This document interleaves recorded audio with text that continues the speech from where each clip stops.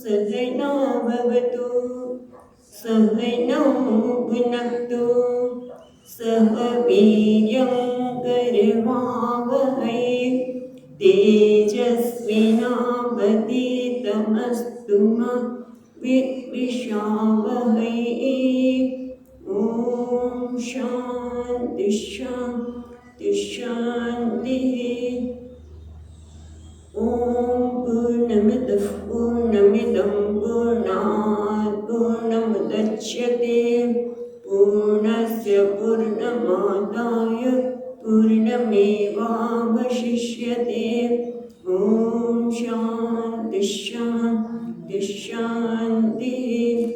श्रुतिस्मृतिपुराणानाम् आलयं करुणालयं नमामि भगवत्पादं शङ्करं लोकशङ्करं शङ्करं शङ्कराचार्यं केशवं बादरायणं सूत्रभाष्यकृतौ वन्दे भगवन्तौ पुनः पुनः। ईश्वरो गुरुरात्मेति मूर्तिभेदविभागिने व्योमवद्व्याप्तदेहाय दक्षिणामूर्तये नमः। ॐ पार्थाय प्रतिबोधितां भगवता नारायणेन स्वयं व्यासेन ग्रथितां पुराणमुनिना मध्ये महाभारतम् अद्वैतामृतवर्षिणीं भगवतीम् अष्टादशाध्यायिनीम् अम्ब त्वामनुसन्दधामि भगवद्गीते भगवद्वेषिणीम्। यं ब्रह्मा वरुणेन्द्ररुद्रमरुतः स्तुन्वन्ति दिव्यैस्तवैः वेदैः साङ्गपदक्रमोपनिषदैः गायन्ति यं सामगाः। ध्यानावस्थिततद्गतेन मनसा पश्यन्ति यं योगिनः यस्यान्तं न विदुःसुरासुरगणाः देवाय तस्मै नमः।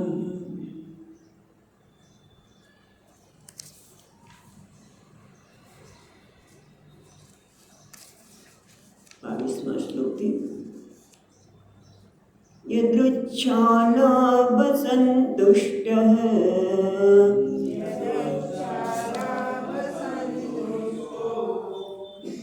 द्वन्द्वातीतो विमत्सरः द्वन्द्वातीतो विमत्सरः समसिद्धावसिद्धौ च समसिद्धावसिद्धौ च कृत्वापि न निबध्यते कृत्वापि न निबध्यते गतसङ्गस्य मुक्तस्य गतसङ्गस्य मुक्तस्य नानावस्थितचेतसः नानावस्थितचेतसः यज्ञायाचरत कर्म यज्ञायाचरत कर्म समग्रं प्रविलीयते समग्रं प्रविलीयते।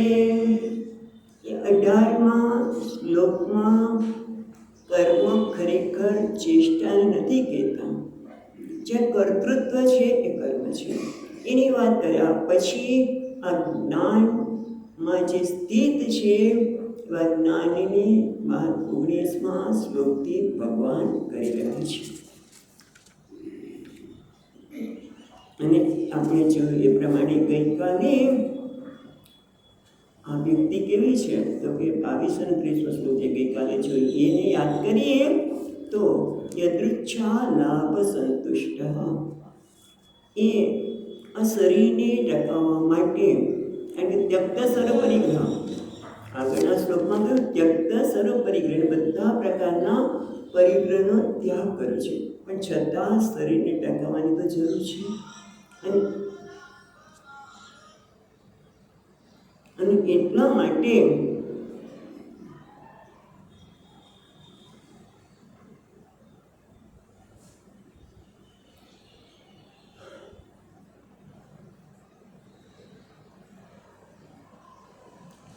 તો પછી શરીરને ટકાવવા માટે કંઈક તો કરવું તો કે હા એ અન્ન માગી શકે, ભિક્ષા માગી શકે, ભીખ માગવાની આવશ્યકતા નથી, પણ એ પણ કેવી રીતે માનવી જોઈએ તો કે અપાર્થિત કોઈ પાસે આજે હું તમારે દેવાનો છું તો મને આ બનાવી આપજો વગેરે નહીં, જે મળે તે સંતુષ્ટ, કારણ કે એ પોતે જ્ઞાનમાં સ્થિત છે માટે સંતુષ્ટ છે. એટલા માટે કીધું દ્વંદ્વાતીત, અને એને ગરમી, ઠંડી, ભૂખ, તરસ આ બધા જ દ્વંદ્વનો પણ સામનો કરવો જ પડે, બધાને કરવો પડે, પણ આપણે દ્વંદ્વ આવતા એનાથી વિક્ષુપ્ત થઈ જઈએ.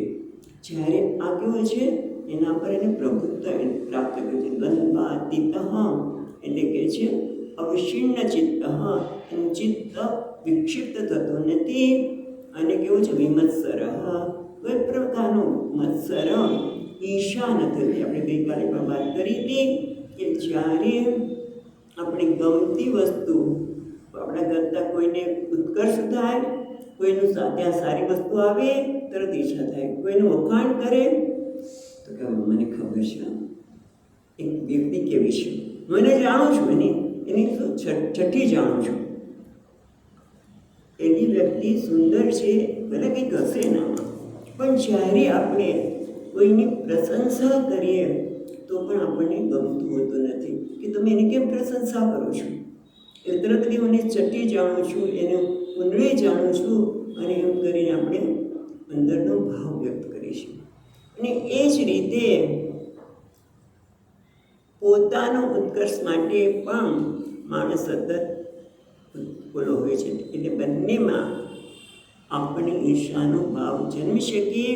પણ અહીંયા કેવું છે દ્વંદ્વાતીત, દ્વંદ્વથી અતીત, અને વિમત્સર એટલે કે જેનામાં વેર બુદ્ધિ, શત્રુતા બુદ્ધિ, ઈર્ષા બુદ્ધિ છે જ નહીં, અને ક્યારેક એને ઈચ્છિત ફળ ગમતું કદાચ ભિક્ષા મળી જાય, ક્યારેક ન પણ મળે. અહીંયા સિદ્ધ અને અસિદ્ધોમાં શું એ જોઈ શકે, શરીર ટકા માટે કદાચ સારા કપડાં મળી ગયા, કોઈકે છત્રી આપી દીધી, અથવા તો ન પણ મળે, પણ એને પ્રાર્થના નથી કરવી. યદૃચ્છા, જ્યારે જે સમયે ભગવાન જે કંઈ આપે છે એના માટે કેવું છે સમહ, એટલે કે નથી એને હર્ષ થતો કે વિષાદ થતો નથી. કેમ? કારણ કે કર્માદો બસ એક જ કર્મ વગેરેમાં જ અકર્મ દર્શન છે, એમાં એ સ્થિત છે, અને એના કારણે જ્ઞાનના અગ્નિમાં એણે બધાના કર્મને બાળી નાખ્યા છે. અને એ જ વસ્તુ આગળ જણાવતા કહે છે કત સંગ, સંગ એટલે આસક્તિ, આસક્તિમાંથી મુક્તિ. કેમ? કારણ કે નિત્ય તૃપ્ત છે, તૃપ્ત નહીં નિત્ય તૃપ્ત છે. આપણે તૃપ્ત તો થઈએ છીએ, ત્યારે આસક્તિ નથી હોતી. એક વખત ભોજનમાં બધું બરાબર ખાઈ લીધું હોય, 5-6 લાડુ ખાઈ લીધા, પછી એની સાથે થઈ શકે આપણે હસવું આવે છે, આપણે એક લાડુ ખેતા એમ થાકી જતા હોય, પણ એટલા ખાઈ લીધા હોય, અને પછી તમે કહો કે એક લાડુ તો ના તૃપ્ત. પણ એ કહેવાય છે અમુક વસ્તુની પ્રાપ્તિથી તૃપ્ત છે, પણ નિત્ય તૃપ્ત છે, હંમેશા વસ્તુની પ્રાપ્તિ મળી કે ન મળી હોય, એટલે કે અતૃપ્તિ એનામાં જન્મતી નથી. અને એટલા માટે કેમ કે કર્મ એને પોતાનાથી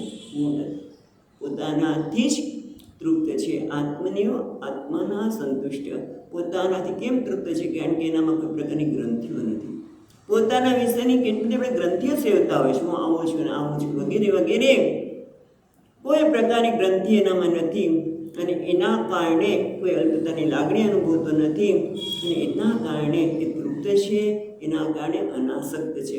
કારણ કે હું આ મેળવેલું કર્મફળમાં આસક્તિ કે ગત સંઘર્ષ, જેને સંગ અને આસક્તિ શેમાં કર્મફળમાં જ આસક્તિ હોય છે. મને આ મળી જાય, પેલું મળી જાય તો હું બરોબર છું, પણ હવે કોઈ ગ્રંથિ જ નથી રહે માટે એને ગત સંઘર્ષ જ છે. એના માટે એટલે જ માટે મુક્ત છે અને જ્ઞાન અવસ્થિત ચેત, એનું મન જ્ઞાનમાં સ્થિત છે. કયા જ્ઞાનમાં? કે હું અકર્તા છું, અકર્તા બ્રહ્મ છે એટલે કે હું આત્મા છું. હા, એનાથી જુદું નથી. હું બ્રહ્મ છું એટલે શું? આત્મા. બ્રહ્મ એ આત્મા છે.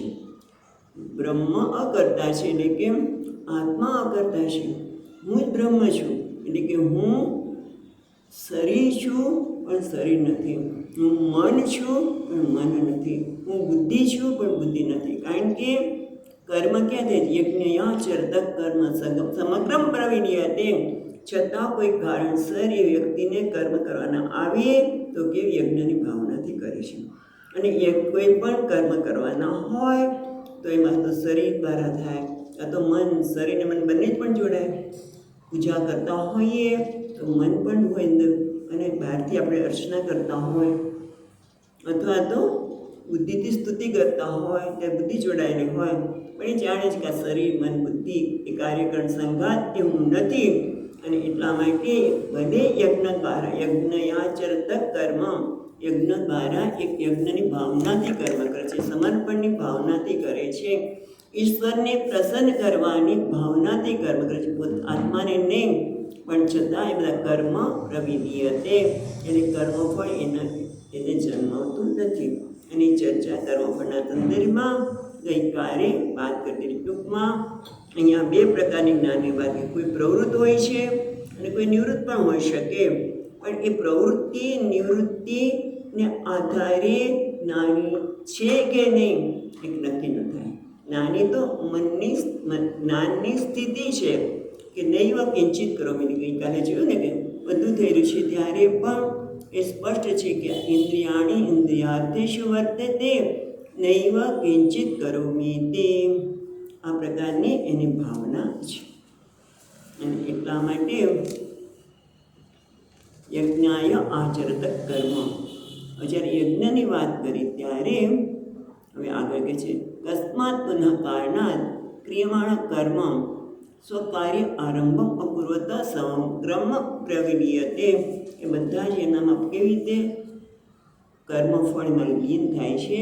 તો એટલા માટે હવે આપણને જે યજ્ઞની વાત કરી હતી એની જ વાત કરી. જ્ઞાનની જો યજ્ઞ કરતો હોય તો યજ્ઞ માટે એની કેવી પ્રકારની ભાવના છે. આ બહુ જ પ્રચલિત મંત્ર છે, બહુ જ બધાને ખ્યાલ એવો છે મંત્ર.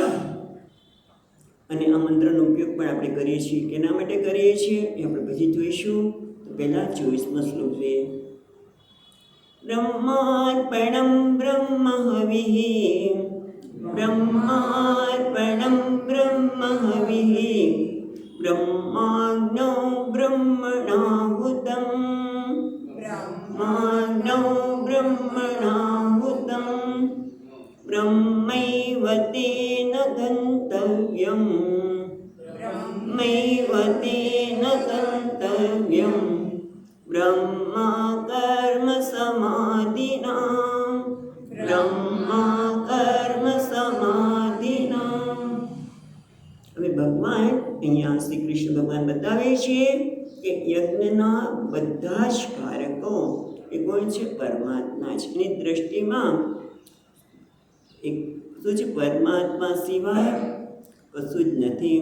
અહીંયા કહે છે બ્રહ્મ, પેલી લીટીમાં છો તો બ્રહ્માર્પણમ, અર્પણ કરવું. કોઈ પણ યજ્ઞ કરીએ ત્યારે આપણે અર્પણ કરતા હોય છે. શું છે?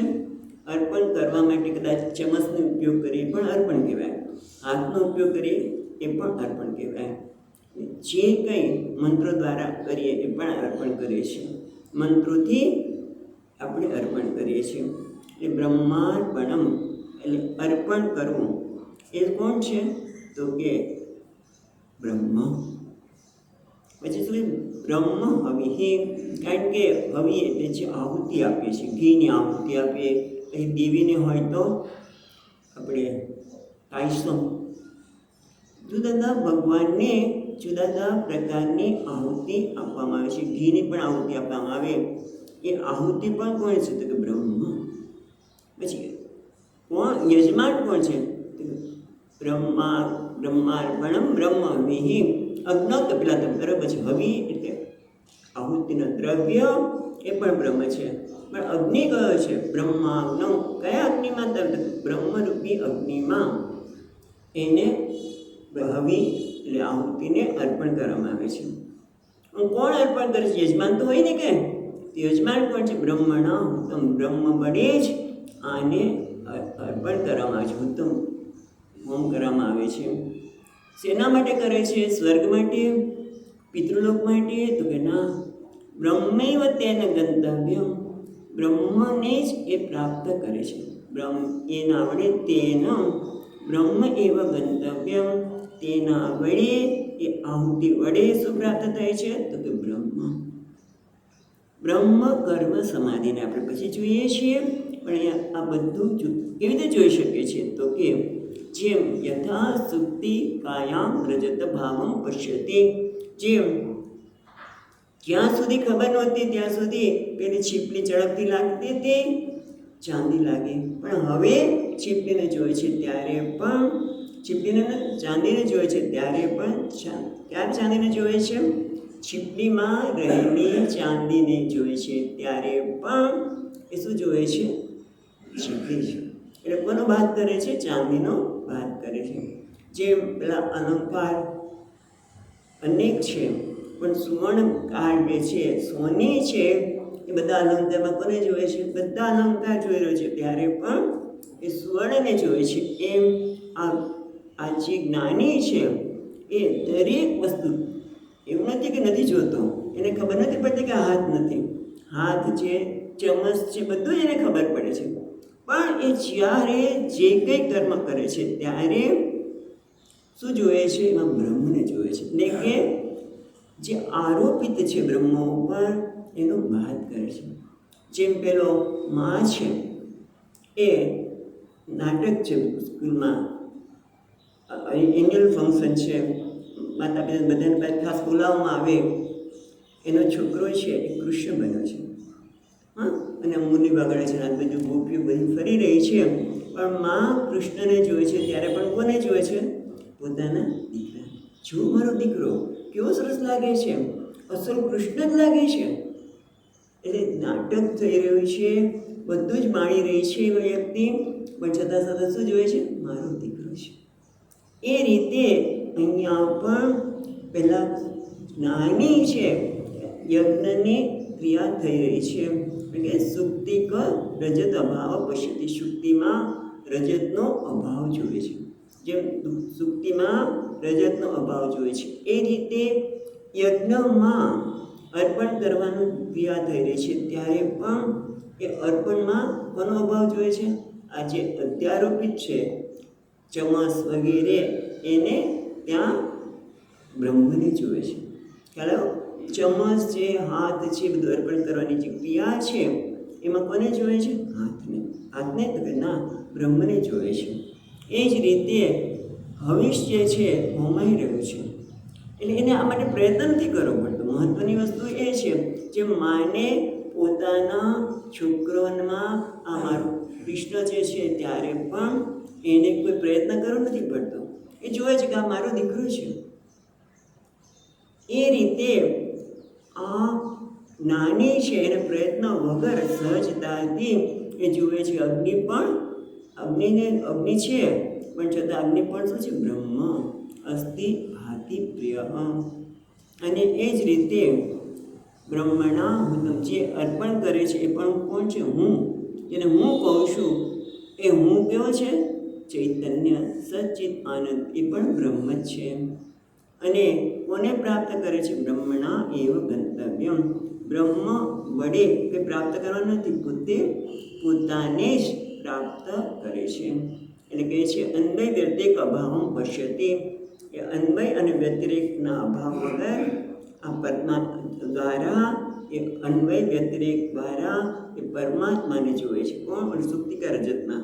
પણ અહીંયા તો નાની છે એ પોતે જોવે છે. કેમ? બ્રહ્મ કર્મ સમાધિના, બ્રહ્મ કર્મ સમાધિના, એટલે કે બ્રહ્મ કર્મનું મન છે એ કેવું છે? બ્રહ્મ કર્મ. એ બ્રહ્મ કર્મનો અર્થ એટલું જ કરે છે કે બ્રહ્મ એવ કર્મ, બ્રહ્મ કર્મ, બ્રહ્મ જ એ કર્મ છે. અને તસ્મિન સમાધિ, એમાં એનું મન સ્થિત છે. એટલે એનું મન છે એ સમાધિસ્થ છે. સમાધિ કરવા માટે એને કોઈ પ્રયત્ન કરવો પડતો નથી, કારણ કે જાણે છે કે આત્મા જ એ બ્રહ્મ છે. એટલે કે ના, હું જ નિર્વિકલ્પ છું. ને વિકલ્પ એટલે શું? વિચારોનો અભાવ નહીં, પણ જ્ઞાતા, જ્ઞેય અને જ્ઞાન ત્રિપુટી. બરાબર ને? જગતમાં જ્ઞાતા, જ્ઞેય અને જ્ઞાન એવું કોણ છે? ચૈતન્યથી અભિન્ન છે. જ્ઞાતા પણ ચૈતન્ય છે, જ્ઞેય પણ ચૈતન્ય છે અને જ્ઞાન. એટલે હું નિર્વિકલ્પ છું, એટલે કે હું આ જ્ઞાતા, જ્ઞાન અને જ્ઞેય વચ્ચે જે અભેદ છે એ બતાવે છે. કે નિર્વિકલ્પ એટલે વિચારોનો અભાવ નહીં, હું ચૈતન્ય છું. નિર્વિકલ્પ એટલે શું? ચૈતન્ય છું. અને એટલા માટે બ્રહ્મ કર્મ સમાધિના, સમાધિ માટે એને પ્રયત્ન કરવો પડતો નથી, અભ્યાસ કરવો પડતો નથી, કારણ કે જાણે છે હું સમાધિસ્થ છું, હું નિત્ય સમાધિસ્થ છું. સમાધિની આવશ્યકતા નથી. એટલે ટૂંકમાં જ્ઞાની કર્મ કરતો નથી. બસ આ બધા દ્વારા એ જ બતાવે છે જ્ઞાની કોઈ કર્મ કરતો નથી. ભલે યજ્ઞની સરખામણી કેમ કરે? તો પછી કારણ કે યજ્ઞ એટલે પવિત્રમાં પવિત્ર વસ્તુ છે. અહીંયા જ્ઞાનીની સ્તુતિ કરવા માટે એને યજ્ઞની સાથે સરખાવે છે. યજ્ઞમાં જે બધી વસ્તુની આવશ્યકતા હોય, જેમ કે અર્પણ કરવાના સાધન, પછી હવી, પછી અગ્નિ, પછી યજમાન. બરાબર? અને યજમાન શેના માટે કરે છે? તો કોઈ પ્રયોજન માટે. તો એ બધું કોણ છે? અર્પણ પણ બ્રહ્મ છે, યજમાન એટલે પોતે પણ બ્રહ્મ છે, પોતાને જાણે છે. અર્પણ કરવાના જે સાધન છે પણ બ્રહ્મ, હવી એટલે કે દ્રવ્ય પણ બ્રહ્મ, અને પ્રાપ્ત પણ બ્રહ્મેવ ગંતવ્ય, એટલે બ્રહ્મને જ પ્રાપ્ત કરે છે. કારણ કે એ જાણે છે કે હું, એનું મન બ્રહ્મ કર્મ, બ્રહ્મ એ જ કર્મ બની ગયું છે ને એમાં એ સ્થિત છે. એટલે ટૂંકમાં યજ્ઞ દ્વારા એ જે વાત કરવામાં આવી છે એટલા માટે કે યજ્ઞ પવિત્ર છે. અને તમે જુઓ કે યજ્ઞ દ્વારા ઈશ્વરનું આહ્વાન કરવામાં આવે.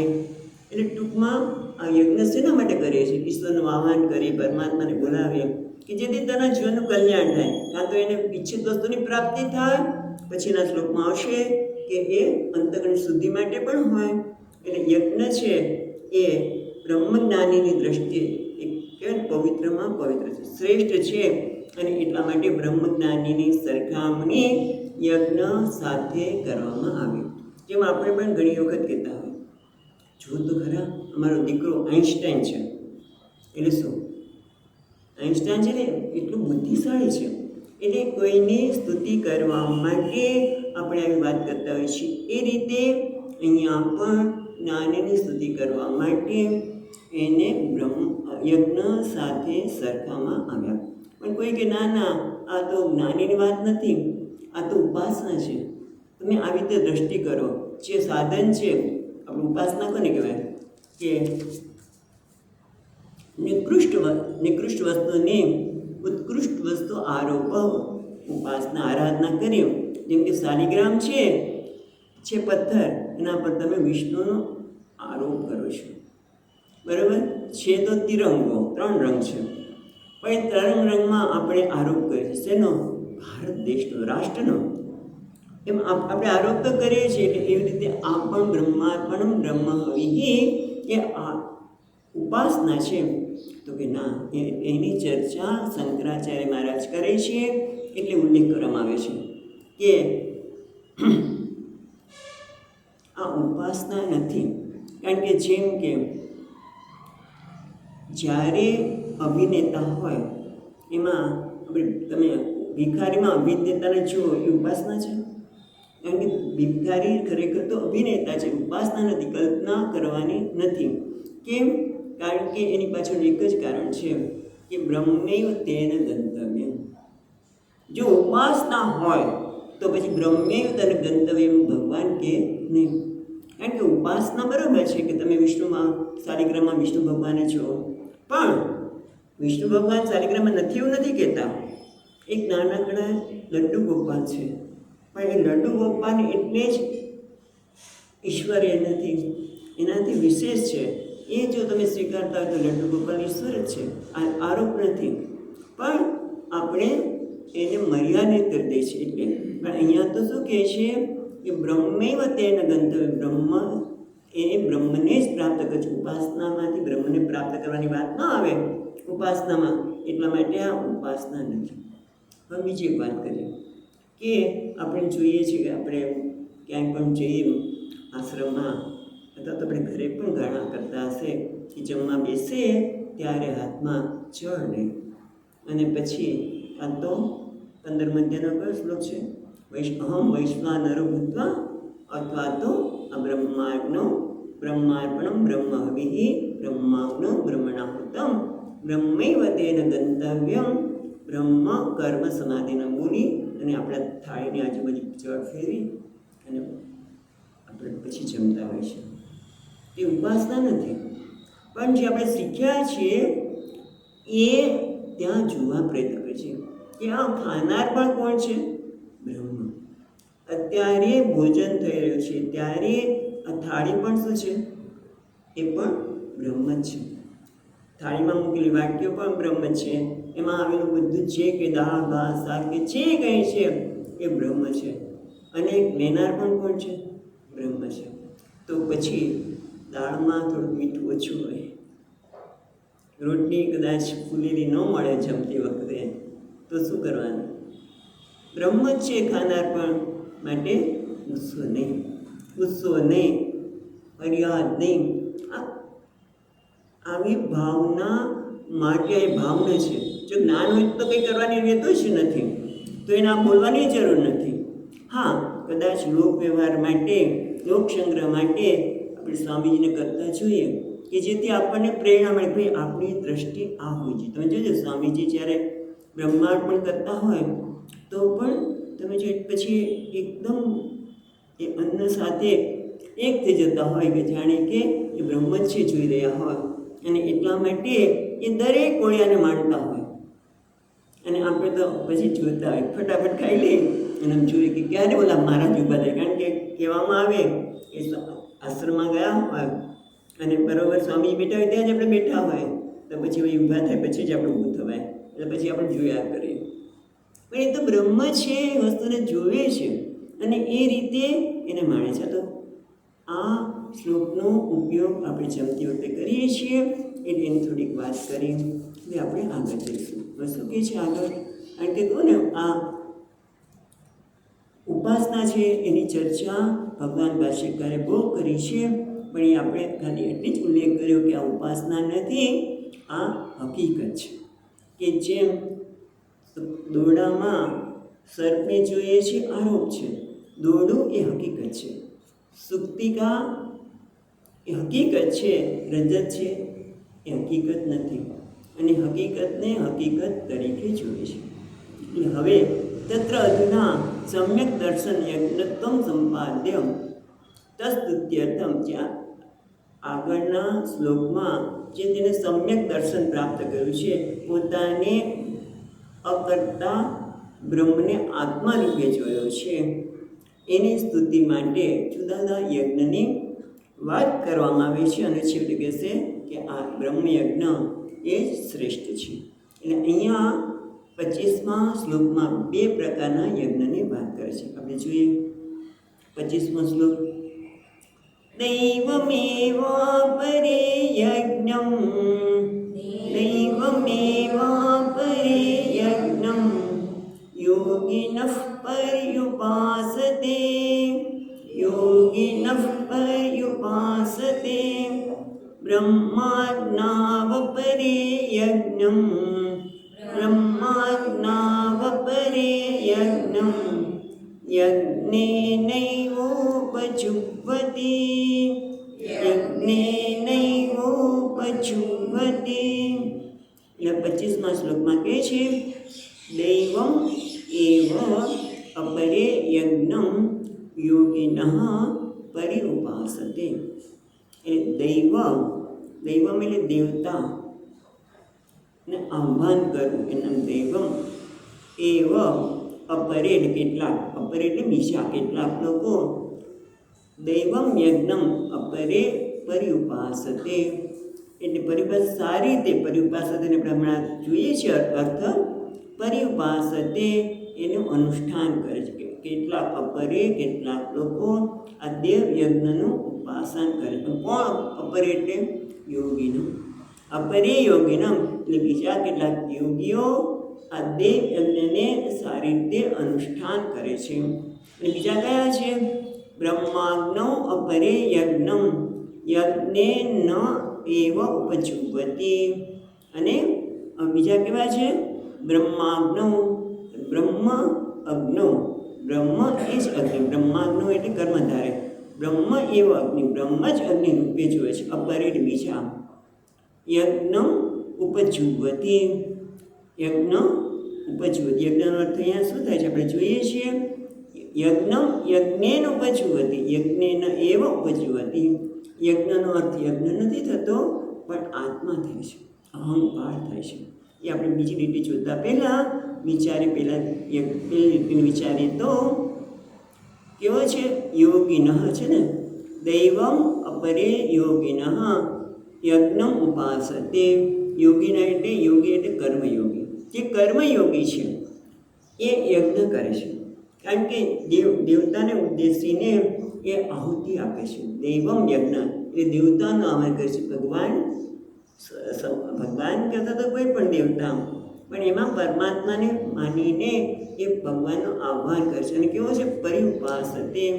આ યોગી કેવો છે? પરિઉપાસતે. સામાન્ય રીતે આપણે યજ્ઞ કરતા હોઈએ તો કંઈક વસ્તુની પ્રાપ્તિ માટે, કામનાની પૂર્તિ માટે પણ યજ્ઞ થતો હોય. જે વરસાદ ન આવે એવું તો નહીં બને હમણાં, નહીં તો કારીરી યજ્ઞ હોય, પુત્રની પ્રાપ્તિ માટે બીજું યજ્ઞ કરીએ છીએ, વૃત્તકામિષ્ટિ યજ્ઞ વગેરે યજ્ઞ. પણ આ કોણ છે? યોગીન. હા, કર્મયોગી છે. એટલે યજ્ઞ કરે છે ત્યારે પણ એને સ્પષ્ટ છે કે હું શેના માટે યજ્ઞ કરું છું? કોઈ કામનાની પૂર્તિ માટે કર્મ કરતો નથી. યોગી એટલે કર્મયોગી છે. કર્મયોગી એટલે કે જે પોતે આ યજ્ઞ દ્વારા શું ઈચ્છે છે? અંતઃકરણની શુદ્ધિ. એટલે અંતઃકરણની શુદ્ધિ માટે એ આ યજ્ઞનું અનુષ્ઠાન કરે છે. એટલે અંતઃકરણ શુદ્ધિ સિવાય એને કોઈ સ્વર્ગમાં જવું કે કોઈ ઈચ્છાની પૂર્તિ માટે નથી કરતો, પણ એ અંતઃકરણની શુદ્ધિ માટે કરે છે. અને એટલા માટે પરિઉપાસતે. આ યોગી કેવો છે? યજ્ઞનું અનુષ્ઠાન કરે છે પણ પરિઉપાસતે, પરિતઃ ઉપાસતે. ઉપાસતે એટલે અનુષ્ઠાન કરે પણ પરિતઃ એટલે જીવનપૂર્વક, ચોકસાઈથી, શ્રદ્ધાપૂર્વક ચાલશે. હા, નહીં તો હા અરે ભગવાન ભૂલી ગયો, પહેલાં તમને જમાડી લીધા ને પછી યાદ આવ્યું કે હવે ધૂપમ સમર્પયામિ. ખરેખર તો અર્ચના પછી ધૂપ, પછી દીપ અને પછી ભગવાનને નૈવેદ્ય દર્પણ કરવામાં પણ ભૂલી છે. પણ આ તો દરેકે દરેક જે કંઈ નિયમો આપ્યા હોય બધા નિયમોને સમજી સાવધાનીપૂર્વક, સજાગતાથી અને શ્રદ્ધાપૂર્વક એને વળગી રહે છે. એને કે પરિઉપાસતે. યજ્ઞનું અનુષ્ઠાનમાં કોઈ પ્રમાદ નથી.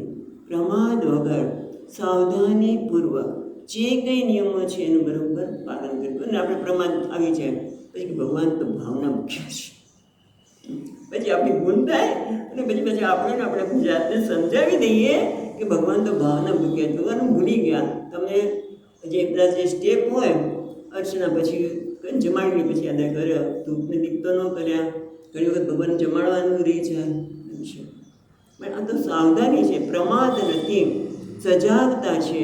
અને બધા નિયમનું જે સ્ટેપ પ્રમાણે એ યજ્ઞ કરે. પણ શેના માટે? આટલું પોતે આટલી સાવધાનીથી હા, પ્રમાદ વગર કરે છે. પણ શેના માટે કરે છે યોગી? અંતઃકરણની શુદ્ધિ માટે. કંઈ જ લેવાનું નથી એટલા માટે કહે પરિઉપાસતે. અને બીજો કોણ છે? બ્રહ્માગ્નૌ અપરે યજ્ઞ યજ્ઞેન યજ્ઞ વડે યજ્ઞ કરે છે. ઉપજુવતી એટલે આહુતિ આપે છે. ઉપજુવતી અર્પણ કરે છે. બ્રહ્માગ્નૌ બ્રહ્મરૂપી અગ્નિમાં બીજો યજ્ઞ એટલે આત્મા, અહંકાર, એને યજ્ઞ આત્મા એટલે અહંકાર શબ્દ જોઈએ. યજ્ઞ શબ્દ વાંચે આત્મા. આત્મનાશુ યજ્ઞ શબ્દ દ્વારા બતાવે છે. યજ્ઞ એટલે પરમાર્થતઃ પરમ એવ સંત. પેલા માટે પેલા આપણે બ્રહ્માગ્નવ જોઈએ તો અહીંયા સુંદર ભગવાન ભાષ્યકારે સમજે. બ્રહ્માગ્નવ એટલે શું? તો કે બ્રહ્મરૂપી અગ્નિ. બ્રહ્મ એ જ અગ્નિ. બ્રહ્મ એ અગ્નિ બ્રહ્માગ્નવ કયો? તો એ અગ્નિ કયો છે? તો કે જે ઉપનિષદમાં જેની વાત કરી છે તે શું વાત કરી છે? સત્યમ જ્ઞાનમ અનંતમ બ્રહ્મ વિજ્ઞાનમ આનંદમ બ્રહ્મ. બ્રહ્મ એટલે શું? તો કે જે સત સ્વરૂપ છે. સત સ્વરૂપ છે એટલે કે જે ક્યારેય બદલાતું નથી. આપણે ઘણી વખત વાત કરી છે કે આપણે છોકરાને પૂછીએ તમે સાચું બોલો છો? એટલે કે હું કોઈને પૂછું ત્યારે તમે કહેલી વસ્તુ બદલાય નહીં. એટલે કે સાચું ને? સત્ય એટલે શું? કે જે હંમેશા રહે. પણ આ સત્ય એટલે જે ત્રણેય કાળમાં રહે. સત્યમ જ્ઞાનમ અનંતમ બ્રહ્મ. જે સત સ્વરૂપ છે એટલે કે જે ભૂતકાળમાં હતું, વર્તમાનમાં પણ એવું છે અને ભવિષ્યમાં છે, ક્યારેય બદલાતું નથી. અવિનાશી વિનાશીશું અવિનાશમ. તે માધ્યમ કહે છે ભગવાન વિનાશસ્સુ અવિનાશમ. જે વિનાશી છે એમાં અવિનાશી રહેલો છે એ છે સત સ્વરૂપ, જે ક્યારેય બદલાતું નથી. નામ અને આકાર બદલાય છે, ઉપાધિમાં પરિવર્તન આવે પણ એનો અધિષ્ઠાન જે સત સ્વરૂપ છે એને કે સત્યમ. પછી કહે છે જ્ઞાનમ. જ્ઞાન એટલે આ જ્ઞાન એટલે ચૈતન્ય. જ્ઞાન એટલે નપ્તિ. જ્ઞાન એટલે આપણે જ્ઞાન શબ્દ વાપરીએ ને એ મર્યાદિત આવે. સત્યમ જ્ઞાનમ. જ્ઞાન શબ્દ વાપરીએ તો મર્યાદા આવે. આ શેનું જ્ઞાન છે? ઘડાનું જ્ઞાન. એટલે શું? મને ઘડાનું જ્ઞાન છે એટલે મર્યાદિત ત્યાં જ્ઞાન થયું ને. એટલે મને ટેબલનું જ્ઞાન નથી તો ટેબલનું જ્ઞાન કહ્યું તો ઘડિયાળના જ્ઞાને મર્યાદિત કરે.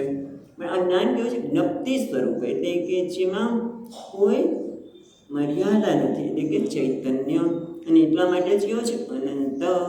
અનંત એટલે જેમાં કોઈ પ્રકારનો ભેદ નથી, દ્વૈત રહિત. સત્યમ જ્ઞાનમ અનંતમ બ્રહ્મ. આ બ્રહ્મ છે એ જ અગ્નિ છે, જે સત સ્વરૂપ છે, જે જ્ઞાન સ્વરૂપ છે, જે આનંદ. અનંત તથા આનંદ. કે જ્યાં આનંદ ક્યારે હોય? જ્યાં દ્વૈત ન હોય ત્યારે. દ્વૈત રહિત. જ્યાં દ્વૈત એટલે બે જણ આવે એટલે ગમે તેટલું બનતો હોય, આમ સાથે સાથે હોય પણ ક્યારેક તો કંઈક મનદુખ થવાનું. અને આમ કેમ કર્યું? મનદુખ થઈ જાય એટલે દુઃખ આવવાનું છે. ગમે તેવું કરો ને ક્યાંક કેવું થવાનું. પણ જ્યાં બે છે જ નહીં ત્યાં પછી ક્યાં દુઃખ આવવાની વાત છે. એટલે આનંદ. એટલે સત્યમ જ્ઞાન આનંદ અથવા તો આનંદ એટલે કે જ્યાં કોઈ પ્રકારનો દ્વૈત જ નથી, પોતે જ એવા બ્રહ્મ રૂપી અગ્નિમાં. અથવા તો એ સાક્ષાત અપરોક્ષ બ્રહ્મ. જે સાક્ષાત અપરોક્ષ છે એને કોણ? આત્મા. એ સાક્ષાત અપરોક્ષ બ્રહ્મ જે અપરોક્ષ છે. કારણ કે જગતના પદાર્થો કહેવાય છે પરોક્ષ, મારાથી દૂર છે એ. અથવા તો અત્યારે જે તમે સામે બેઠા છો ઇન્દ્રિયની સન્નિકૃષ્ટમાં છે એટલે પ્રત્યક્ષ અને પરોક્ષ. પણ આત્મા કેવો છે? એ પ્રત્યક્ષ છે ના? આત્મા છે હું એ પ્રત્યક્ષ છે, જોઈ શકીએ છીએ ઇન્દ્રિયો દ્વારા, એ પ્રત્યક્ષમાં તો ન છે આવે. તો એ પરોક્ષ છે આત્મા. પરોક્ષ એટલે મારાથી દૂર ક્યાંય? તો કે ના. તો કેવો કે અપરોક્ષ. જે પ્રત્યક્ષ પણ નથી, અપરોક્ષ પણ નથી અને છે એવું કેવું છે? પ્રત્યક્ષ પણ નથી, પરોક્ષ પણ નથી, પણ જે અપરોક્ષ છે એ કોણ છે? આત્મા. એટલે કે સાક્ષાત અપરોક્ષ. જે સાક્ષાત અપરોક્ષ છે એટલે કોણ? આત્મા. એ જ બ્રહ્મ છે. હા, અને કેવો છે આત્મા? ય સર્વાંતર. અને આત્મા એટલે જે આત્મા તો જે અપરોક્ષ છે એ કોઈ મર્યાદિત નથી. ખ્યાલ આવે છે? તરત જ તમે જો ભગવાન ભાષ્યકાર કેવા શબ્દ ઉપનિષદના જે શબ્દો લાવે છે મંત્રો એ પણ કેવા પેલા કે સત્યમ જ્ઞાનમ અનંતમ બ્રહ્મ, પછી વિજ્ઞાનમ આનંદમ બ્રહ્મ, એ આપણે નથી જોયું. પછી એ સાક્ષાત અપરોક્ષ બ્રહ્મ, જે સાક્ષાત અપરોક્ષ છે એ જ બ્રહ્મ, એટલે આત્મા જ અપરોક્ષ, એટલે આત્મા એ જ બ્રહ્મ છે. અને આત્મા કેવો છે? યસ, આત્મા સર્વાંતરે, બધાનો અંતરાત્મી છે. આત્મા એક મર્યાદિત નથી, પણ સર્વાંતર આત્મા. અને એટલા માટે કહે છે ઇત્યાદિ વાક્ય અશ્નાયાદિ સંસાર ધર્મ વર્જિત, એટલે આત્મા કેવો છે? જે સર્વાંતર છે, એટલે કે જેને ભૂખ અને તરસથી રહિત છે. આપણે તો કંઈક રાખતા ભૂખ્યા છે, પણ ભૂખ કોનો ધર્મ છે? પ્રાણનો ધર્મ. ભૂખ અને તરસ પ્રાણનો ધર્મ. આ થોડું થોડું યાદ રાખવાનું, કારણ કે હવે આ યજ્ઞની વાત કરે છે, આ કેવી રીતે યજ્ઞ કરે છે એટલા માટે. અને સર્વ સંસાર ધર્મ વર્જિત, બધા સંસારના ધર્મથી રહિત છે. એટલા માટે નેતિ નેતિ, આપણે ભજન તો ગાઈએ છીએ, નેતિ નેતિ વેદ કહે છે. વેદ કહે છે આ તું ને આને આને. એ નિરસ્ત નીતિ નિરસ્ત અશેષ વિશે, જે કંઈ વિશેષણ છે, જે કંઈ વિશેષ છે એ ખરેખર તું નથી. એને બ્રહ્મ શબ્દ દ્વારા કહેવામાં આવે છે. નેતિ નેતિ ઇતિ નિરસ્ત અશેષ બ્રહ્મ શબ્દેન ઉચ્યતે. બ્રહ્મ એવો અગ્નિ, આ બ્રહ્મ છે એ અગ્નિ છે, એને હોમ અધિકરણ ત્વત, અને એ બ્રહ્મરૂપી અગ્નિને હોમનું અધિકરણ કહેવામાં આવે છે. એ પ્રકાર વિવક્ષા કરીને બ્રહ્મ એ અગ્નિ છે, હોમનું અધિકરણ, અને અગ્નિ પણ જાણે કે કોણ છે? બ્રહ્મ એ જ અગ્નિ છે. અચ્છા, તસ્મિન બ્રહ્માગ્નૌ અપરે, એટલે અપરે એટલે કે કોણ? મુમુક્ષુ છે, જે જિજ્ઞાસુ છે, જેને આ જ્ઞાનમાં સ્થિતિ લેવી છે એવાની વાત. અપરે એટલે બીજા. કોણ છે? મુમુક્ષુ છે એ યજ્ઞવિદ, જે યજ્ઞ જાણનાર. યજ્ઞમ, પછી ને અપરે યજ્ઞમ યજ્ઞેન નૈવ જુક્ત. યજ્ઞ શબ્દ એટલે આત્મા, એટલે આત્મા નામ યજ્ઞ કહે છે. એ બ્રહ્મ, એ એનું બ્રહ્મ એવા અગ્નિ, એને હોમનું અધિકરણ કહ્યું. અને એમાં જે અગ્નિ છે કયો છે? આત્મા. કારણ કે આત્માને બ્રહ્મ જુદા નથી, અગ્નિને એવા જુદા નથી. યજ્ઞ દ્વારા એને આહુતિ આપી. બીજો યજ્ઞ છે ને એમ યજ્ઞને એવ, આત્મના એવ ઉક્ત લક્ષણમ, જે આત્મા જે કેવો છે? સત્યમ જ્ઞાનમ અનંતમ બ્રહ્મ, એ બધા જે કહેવામાં આવ્યા એ સાક્ષાત અપરોક્ષ બ્રહ્મ, એનો હોમ કરે છે. એટલે કે બીજો યજ્ઞ છે એટલે શું શબ્દ છે? અહંકાર.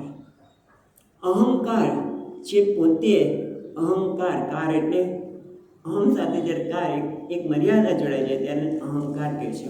અને અહંકાર કહે એટલે તરત જ પોતાના વિશેના ગ્રંથિઓ આવે. હું એટલે શરીર, હું એટલે મન, હું એટલે બુદ્ધિ, હું એટલે ભૂખ્યો અને તરસ્યો, હું એટલે મર્યાદિત. આ જે યજ્ઞ એવા જુગતિ, યજ્ઞના અહંકાર દ્વારા, એટલે સોપાધિક આત્મા જે છે એનો નિર્બાધિક આત્મામાં હોમ કરે છે. એટલે કે કેવી રીતે કરે છે? મને આગળ પરિઉપાસ હતી પેલી લીટીમાં, એટલે કે સભાનતાથી, સજાગતાથી જ્યારે જ્યારે એ પોતાને દુઃખી માને છે, તો કે ના, સત્યમ જ્ઞાનમ અનંતમ બ્રહ્મ, એ હું દુઃખીપણાનો આહુતિ આપે છે. ક્યાં આપે છે? બ્રહ્માગ્નિમાં. કયો બ્રહ્મ છે? સત્યમ જ્ઞાનમ અનંતમ. હું દુઃખી નથી, ન ઇતિ નેતિ ને, એટલે હું દુઃખી નથી, હું નિરાશ નથી, હું આ શરીર જેટલું નથી. પીડા ક્યાં છે? શરીરમાં છે. પીડા છે પણ ક્યાં છે? શરીરમાં છે. હું એ પીડાને જોઉં છું, એટલે આ રીતે એને આહુતિ આપી. હું પીડાને જોઉં છું, કારણ કે હું શરીર નથી, એટલે એને કેવી રીતે કહેવાય? આહુતિ.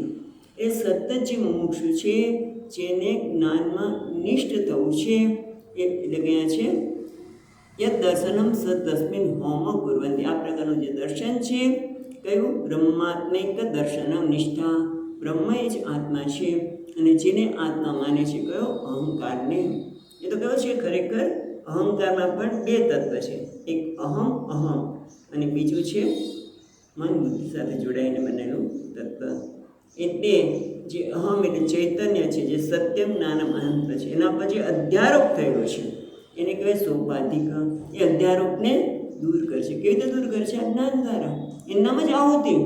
બીજું કે આમ આપણે જે યજ્ઞમાં આહુતિ આપીએ છીએ એવી આહુતિ આપવાની વાત નથી, પણ એ આ રીતે સતત સભાનતાપૂર્વક સજાગતાથી ઉપાસના બધી કરવી પડે. પરિપાસત જુવતી એટલે અર્પણ કરે છે કે છે બ્રહ્મા. જો બીજી રીતે જો બ્રહ્માગ્નૌ એવ અપરે, બ્રહ્માગ્નૌમાં જ અપરે બીજા યજ્ઞેન એવ જુવતી એટલે આત્મા વડે એને અર્પણ કરે છે. એટલે જે અનાત્મા છે ને એનું આત્મામાં અર્પણ કરે છે. આ રીતે પેલો ધ્યાન આ રીતે કહે છે ને એ પોતે હોમ કરે છે. એટલે કે આ કયો યજ્ઞ છે? જે જ્ઞાન નિષ્ઠા એટલે કહે છે બ્રહ્માત્મિક દર્શન નિષ્ઠા સંન્યાસી ન ઉચ્યતે સોયમ સમ્યક દર્શન લક્ષણ યજ્ઞ. આ સમ્યક દર્શન પ્રાપ્ત કરવા માટેનો યજ્ઞ એ શ્રેષ્ઠ છે.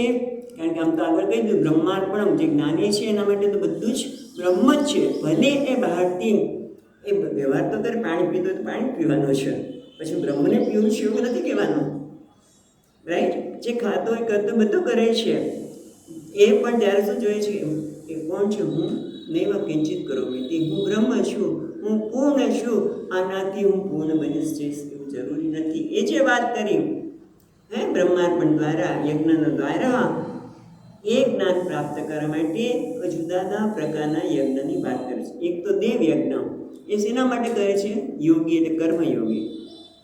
કર્મયોગી આગળ વાત છે ત્રીજા દેવ માટે કે એ પ્રકારની જીવન પ્રણાલી છે. એક લોકેસ્મિન દ્વિધા નિષ્ઠા પુરા પ્રોક્તા મયાન, એક જ્ઞાન યજ્ઞ દ્વારા એટલે આ પ્રકારના જ્ઞાન યજ્ઞ દ્વારા એ પોતે જ્ઞાનમાં નિષ્ઠ પ્રાપ્ત કરવા પ્રયત્ન. બીજો પ્રવૃત્તિ માર્ગ દ્વારા ભલે યજ્ઞ કરે છે, કોઈ પ્રવૃત્તિ કરે, એ ભલે દૈવ યજ્ઞ કર્યો હોય પણ કોઈ પણ યજ્ઞ એટલે કર્મ, એ કોઈ પણ કર્મ કરે છે ત્યારે શેના માટે કરે છે?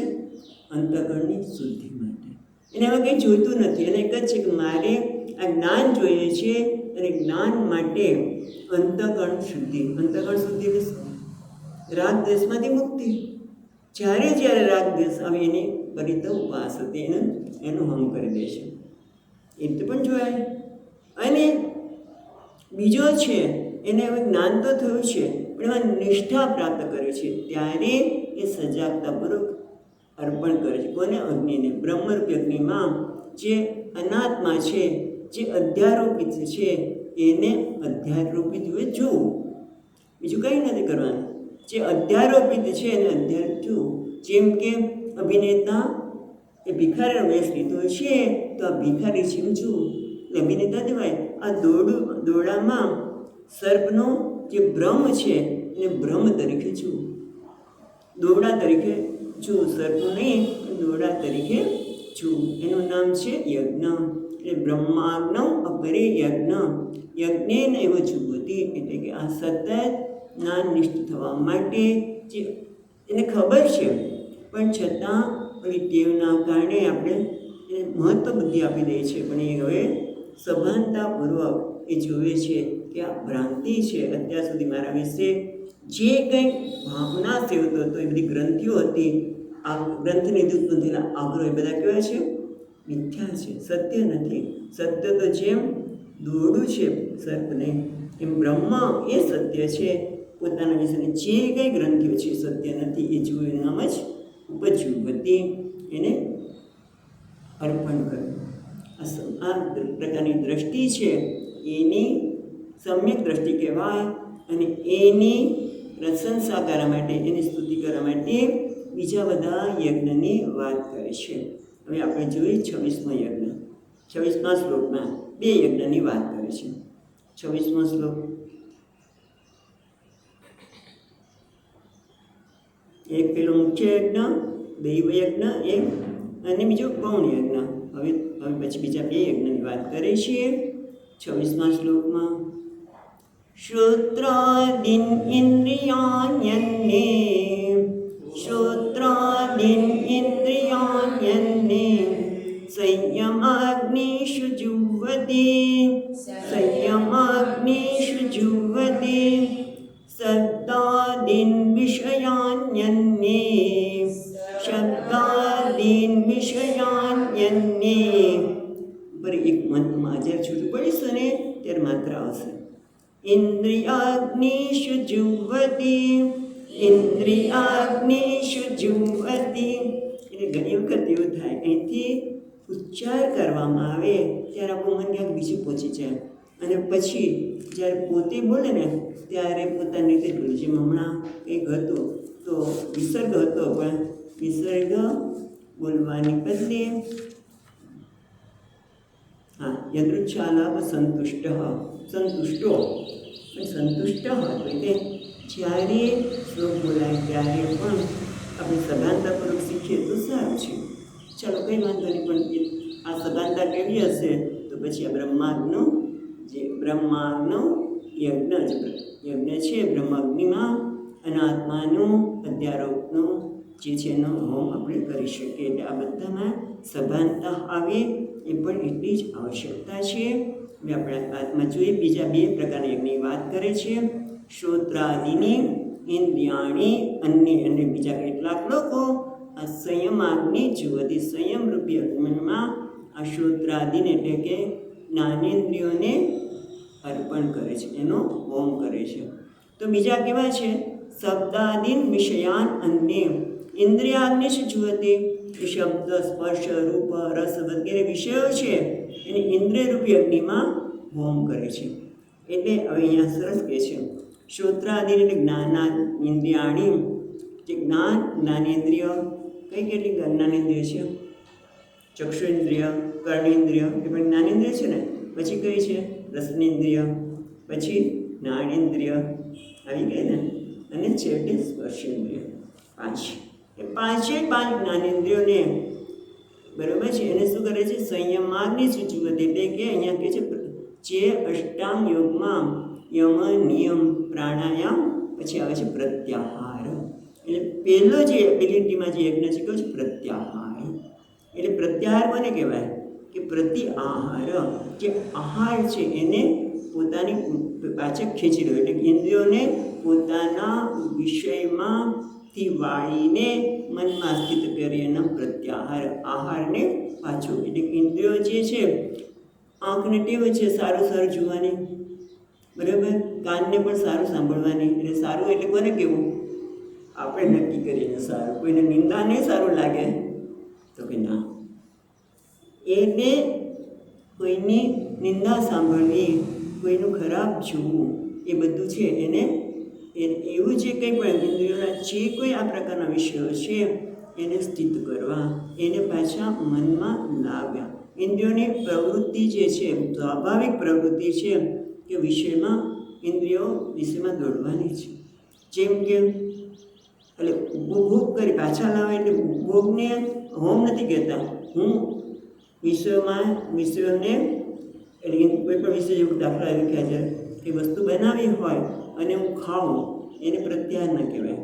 પણ જેમ કે જીભને બહુ મન થાય કે હા સ્વામીજી મેં કોઈ કીધું છે, એટલે કહું છું કે તમને ઓળો ભાવે રીંગણાનો, જ્યારે શિયાળો આવે ને ત્યારે કે ઓળો બનાવું, લસણ ડુંગળી નાખ્યા વગર, તો કે તો પછી ઓળા કેમ કહેવાય? એ માણસને એવું લાગે લસણ ડુંગળી તો હોવા જ જોઈએ ને, આ તો હોવું જ જોઈએ ને. પછી એ તો કે ના, એ પ્રકારનો જે ત્યાગ કરે. એવી રીતે તમે જુઓ કે ઘણી વખત આપણે એમ કહીએ કે ઇન્દ્રિયો દ્વારા જે વિષયો બહાર દોડે છે, અને કેવું ભેળ બહાર જઈને ખાવાનું, એટલે ઘરે બનાવે તો ના, એ નહીં. પીઝા બહારના તો કે ના, ભગવાનને ધરાવવાના છે. જેમ કે આપણે અહીંયા અહમ વૈશ્વાનર ભૂતમાં વાત કરી, તો એ રીતે ભગવાનને ધરાવવાના છે. એટલે બસ આનું નામ યજ્ઞ. કે હું જે કંઈ અર્પણ કરું, આપણી કૃષ્ણેન્દ્રની વાત કરીએ, ખાવાની વાત કરીએ, તો એ પણ ભગવાનને કેવું મેદ્ય, જે ભગવાનને યજ્ઞમાં જે અર્પણ કરાય ને એ જ નખાય. ગયું તમે આપણે જે ગમે કંઈ ન નખાય. યજ્ઞમાં પણ જે ભવિષ્ય છે, દ્રવ્ય છે, એ ભગવાન યજ્ઞને જે પ્રકારના જોઈ યજ્ઞદેવને એ આપીએ. એમ આ જ્ઞાનેન્દ્રિયમાં આપણે એક કૃષ્ણેન્દ્રની વાત કરીએ છીએ, તો એને પણ જે યોગ્ય હોય એને અર્પણ કરવું. એનું નામ જ છે સંયમાગ્નિ. એનું નામ સંયમરૂપી અગ્નિમાં એને જુએ છે. જુવતી એટલે હોમ કરે છે, અર્પણ કરે છે. કયા સંયમરૂપી અગ્નિમાં? મન તો બહુ થાય છે, બોલી નાખવું નહીં. તો તું જ્ઞાનની સાધના કરે છે, માટે તું આવું ન કરી શકે. હા, એનું નામ છે સંયમ અગ્નિ. એ સંયમ પ્રત્યાહાર કહો કે સંયમ રૂપી અગ્નિમાં જે ઇન્દ્રિયો વિષયમાં ખોટી જગ્યાએ દોડી રહી છે એને પાછી વાળવી, એને સંયમ અગ્નિ કહે છે. બીજો યજ્ઞ આપણે બીજી રીતિમાં જે યજ્ઞ છે એ કાલે જોઈશું. અહીં અટકીએ છીએ. ઓમ પૂર્ણમદઃ પૂર્ણમિદં પૂર્ણાત પૂર્ણમુદચ્યતે પૂર્ણસ્ય પૂર્ણમાદાય પૂર્ણમેવાવશિષ્યતે. ઓમ શાંતિ શાંતિ શાંતિ. શંકરં શંકરાચાર્યં કેશવં પાદરાયણં સૂત્રભાષ્યકૃતૌ વંદે ભગવन्तૌ પુનઃ પુનઃ. ઈશ્વરો ગુરુરાત્મેતિ મૂર્તિભેદવિભાગિને વ્યોમવદ્વ્યાપ્તદેહાય દક્ષિણામૂર્તયે નમઃ. ઓમ શાંતિ શાંતિ શાંતિ. હરિ ઓમ. શ્રી ગુરુભ્યો નમઃ. હરિ